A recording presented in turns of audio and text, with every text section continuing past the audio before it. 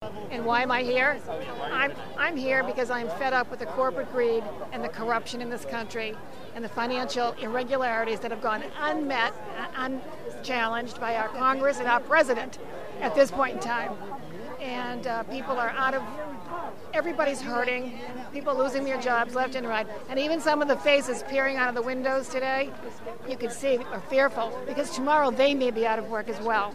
Well, I'm here because I think this is the beginning. I'm hoping that this is the beginning of a larger movement.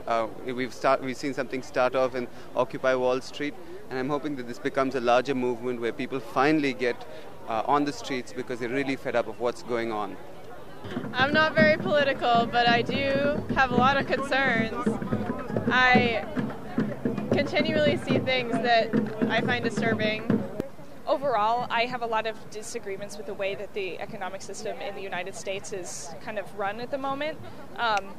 And personally, just because I'm a college student right now, and I just know so many people who are struggling so much. Everyone I know, people who are well off, people who are not well off, everyone is struggling so much. And, it's just, we're in a system where none of these people can seem to get any help, even though all they want to do is get a college education. And I just think that's unfair and ridiculous.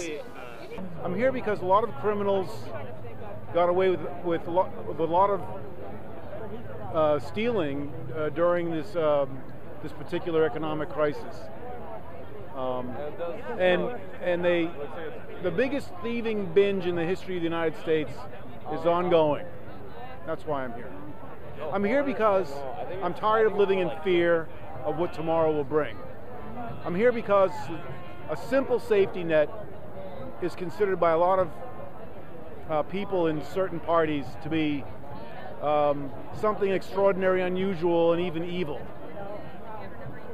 And the reason why I'm here is because I've been out of work 3 years. I have a master's degree, and I can't even get a temporary job. So these past 3 years have been hell for me. And I did not really get involved in politics until probably last year. And I started seeing, that things were not right, with the collapse of the financial collapse, and then starting to realize how much Wall Street owns Congress, and it's like it's a losing game for us. We're the 99%, and that's why I'm here, is because I'm the 99%. I'm not a millionaire. I'm not a billionaire, and I can't get a job. I'm part of the 99%. See a government and a political and economic system that's bailing out banks and funding decade-long wars that are leaving body counts that people have just stopped counting. I see people being foreclosed on and living in the streets. I see unemployment that's way underreported, and I'm tired of it. Actually, I kind of lucked upon this. I was coming from work. Actually, I got laid off today at work. Yeah, so, it happens.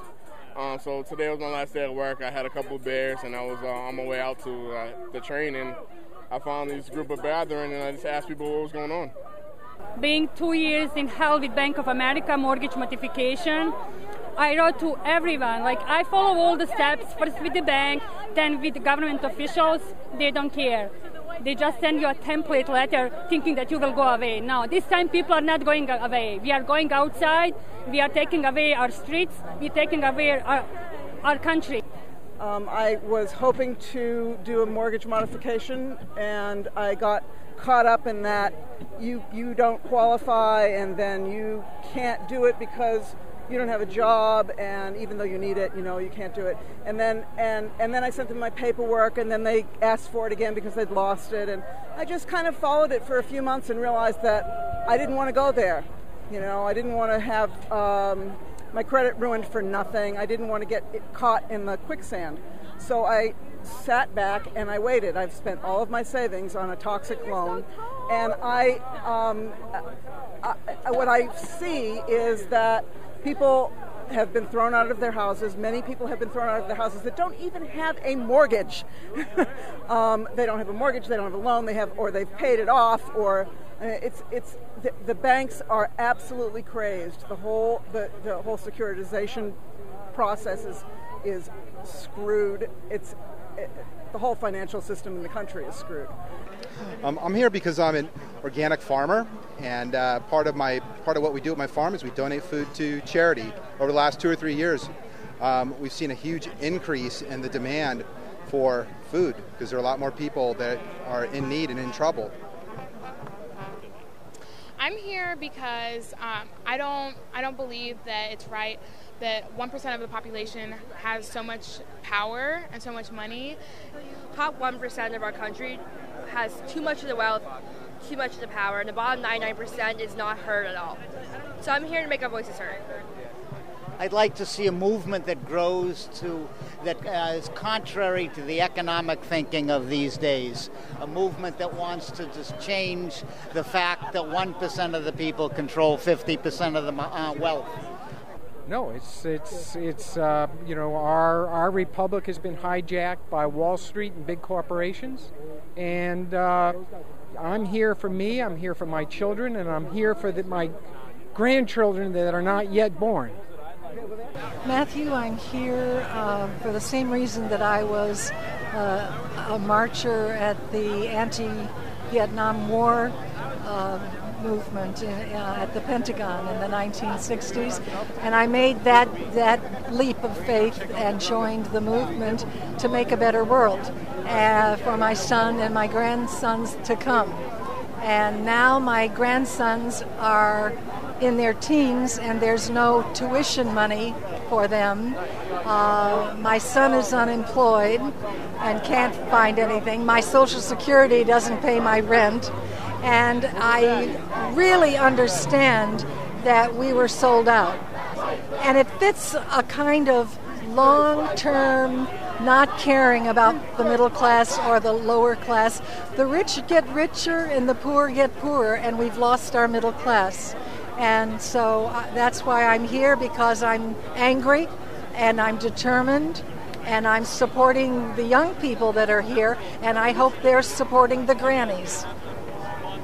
And we need to have an elevated conversation where we recognize our privileges and that there really is an equality of opportunity, that there's systemic discrimination going on every day, and it makes it hard for people to make it. Everybody wants to make it, and you need to recognize, the privileges that you're born with. A situation in which the general populace in this country and across the world, in fact, has been systematically done over by a small group of people. And this is not something which is done by accident. It has happened over a long period of time. It's happened to people who are now feeling extraordinarily powerless.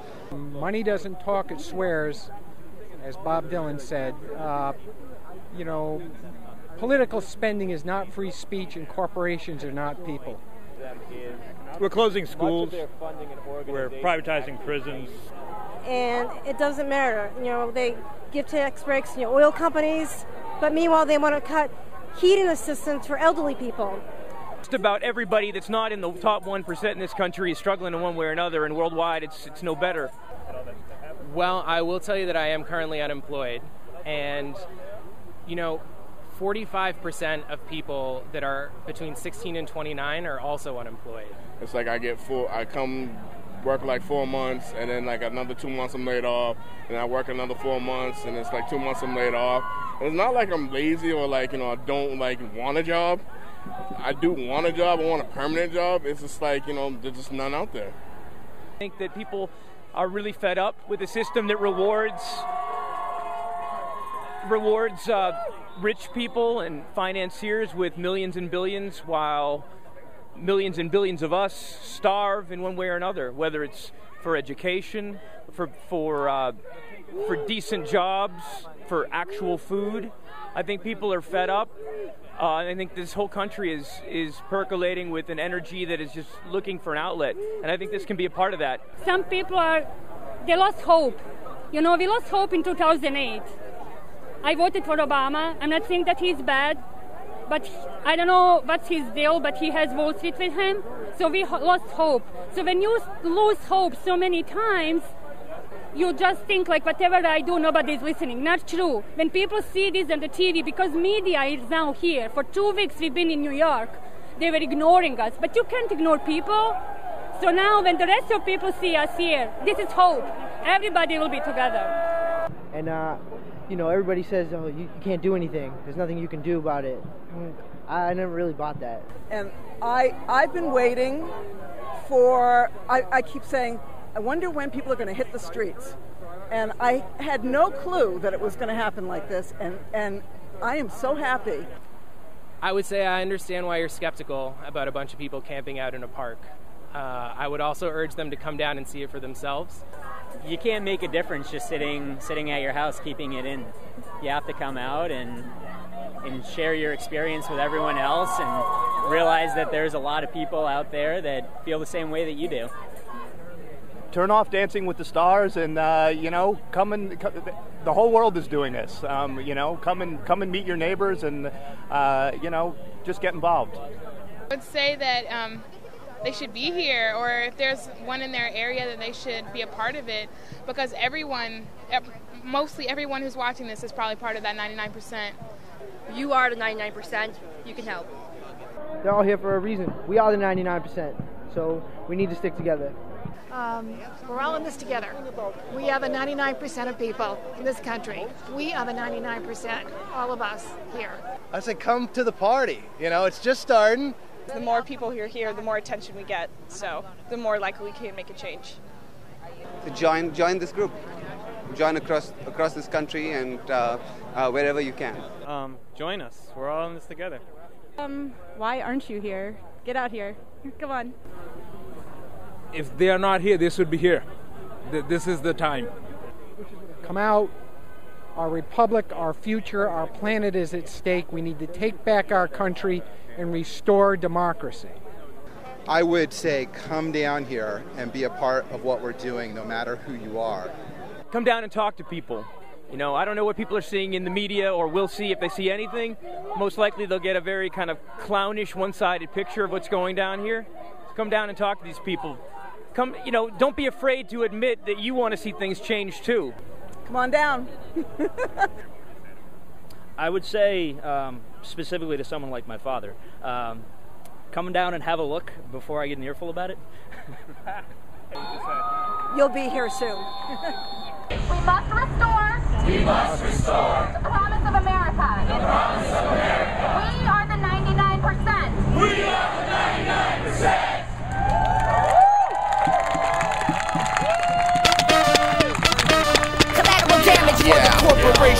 These corporations making bank and taking lives away. Consider us as vermin spurn adjacent driving lanes. This is my signed complaint, written inside a cage, extended past the margins, lines when art is blinded by the rage.